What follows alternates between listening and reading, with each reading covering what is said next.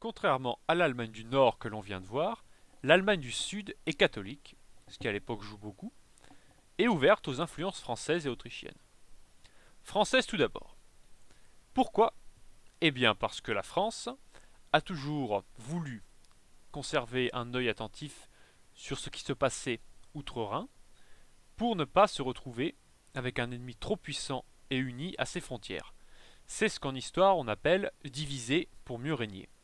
Donc Paris, puis Versailles, puisque le roi déménage à Versailles à partir de Louis XIV. Donc Paris et Versailles ont toujours aidé à maintenir à tout prix la fragmentation de l'ensemble germanique, et ce pour les raisons que je viens d'évoquer. D'ailleurs, cette politique n'a pas été sans écho en Allemagne du Sud, dont les États ne se sentent pas prussiens et désirent conserver leurs traditions ou leurs coutumes. Donc, quels sont ces pays? Eh bien, il y a la Bavière, capitale Munich, une ville importante, le Württemberg, la Hesse-Cassel, Bade ou Francfort. Ces pays-là se souviennent d'ailleurs de la tentative d'unification de l'Allemagne que j'ai évoquée en 1848, qui a été un échec cuisant, et donc entendent garder leur autonomie. Malgré cela, l'idée d'union demeure dans les élites allemandes, et c'est même l'obsession du chancelier Bismarck que l'on a évoqué, chancelier qui a dévoué sa vie à l'unification de l'Allemagne justement. Donc à l'époque, même s'il n'y a pas internet ou la télévision, les idées circulent tout de même. Par les livres, par la presse, par la parole évidemment, dans les salons, dans les cafés, dans les chambres et parlements, dans les cours souveraines. Et de nombreux plans sont échafaudés par de nombreuses élites, et certains concernent l'Allemagne. Alors là, c'est une situation qui est très confuse, puisque les Allemands eux-mêmes ne savent pas ce qu'ils doivent faire. Certains veulent faire une Allemagne avec les Allemands seuls, d'autres veulent y inclure les Autrichiens, et enfin, il y en est même certains qui veulent rajouter les populations non germaniques de la monarchie autrichienne à l'ensemble allemand. On le voit bien entre l'une et l'autre des situations, de la plus grande à la plus petite, la situation n'est pas du tout la même. Et c'est bien là tout le problème. Que faire de Vienne? Quand je dis Vienne, je veux bien sûr parler de l'Empire d'Autriche. L'Empire d'Autriche est dirigé par la famille des Habsbourg depuis très longtemps. C'est un empire qui est sorti lui aussi vainqueur des guerres napoléoniennes, en s'arrondissant au passage en Italie du Nord, des régions qui étaient riches. Mais si sur le papier il est vainqueur et il annexe des territoires, il est autrement plus fragile, en réalité, que la Prusse des Hohenzollern. Fragile car elle porte en lui les germes de sa propre destruction. En fait, l'élément dominateur de l'Autriche, il est allemand. Mais il est loin de former la majorité de la population dirigée par les Habsbourg. Dans l'État autrichien, dans l'Empire d'Autriche, on trouve aussi des Polonais, des populations balkaniques, des Roumains, des Italiens, et même, et surtout, des Hongrois. Les Italiens désirent eux aussi s'unir, comme l'Allemagne, et ils viennent d'ailleurs de récupérer toute une partie de l'Italie du Nord, avec l'aide de la France de Napoléon III, en 1859. Vous savez, ce sont les fameuses batailles de Magenta et de Solferino qu'on pourra réévoquer. Donc c'est tout un pan qui vient d'être enlevé aux Autrichiens, et de l'autre il y a les Hongrois. Alors les Hongrois se sont trouvés sous domination autrichienne quand les Habsbourg ont reconquis toutes les terres qu'avaient capturées les Turcs ottomans en Europe. Donc les Hongrois se sont trouvés sous la domination des Autrichiens, et ils y sont toujours en 1866. Toutefois, ils supportent de moins en moins bien cette domination-là, et en 1848 se sont révoltés de manière très importante. D'ailleurs, vous pouvez voir un tableau qui circule dans la vidéo qui montre un des passages de cette guerre.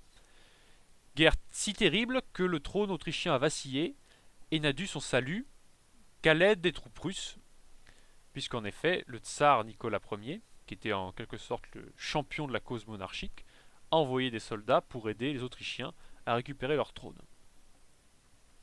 Donc les Hongrois bougent, les Italiens aussi, et on voit bien que l'Empire d'Autriche est travaillé par de puissantes dissensions internes.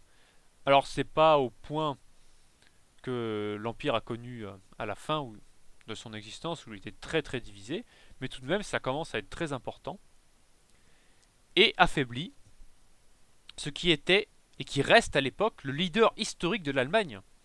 Ce n'est pas la Prusse, ce n'est pas Berlin pendant des siècles qui a dirigé l'Allemagne, c'est l'Autriche. En effet, elle a fourni pendant très longtemps des empereurs au Saint-Empire romain germanique. Alors le Saint-Empire romain est né au Moyen-Âge et était une sorte de continuateur, du moins de fils spirituel de l'Empire romain tel qu'on le connaît, était dirigé donc par un empereur.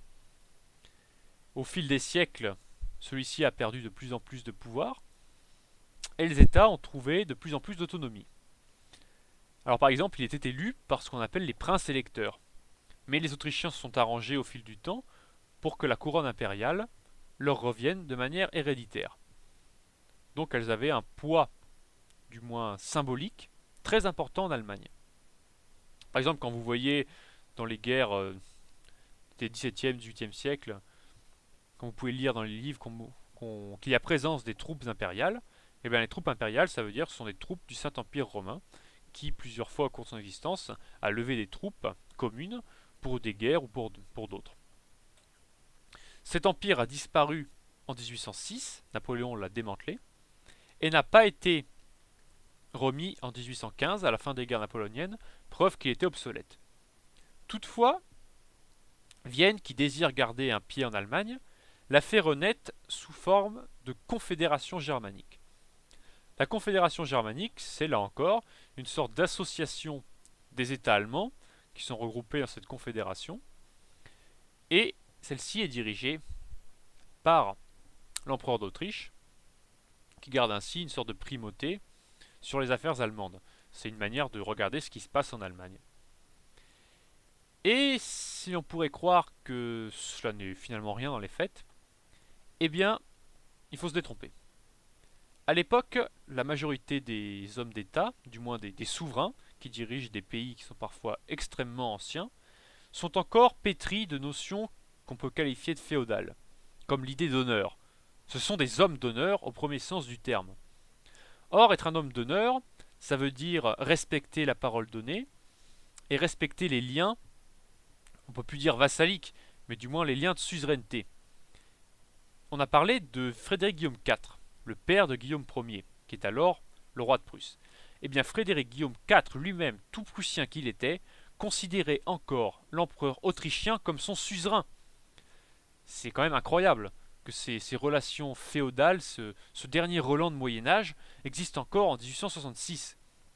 Toutefois, il tend à disparaître, et des hommes nouveaux, des hommes de la génération de Bismarck, pensent qu'il est temps de se débarrasser de ces notions surannées, de ces notions qui n'ont plus aucun cours dans le XIXe siècle bouillonnant.